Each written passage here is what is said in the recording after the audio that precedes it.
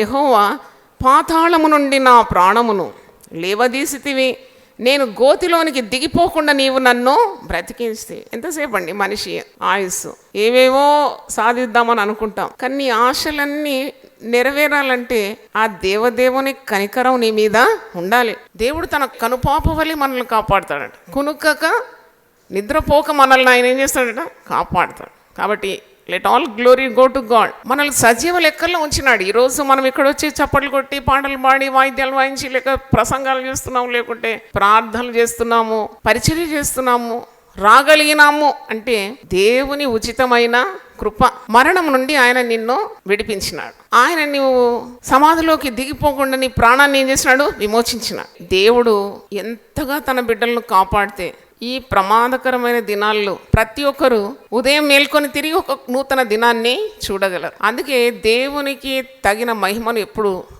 చెల్లించాలి.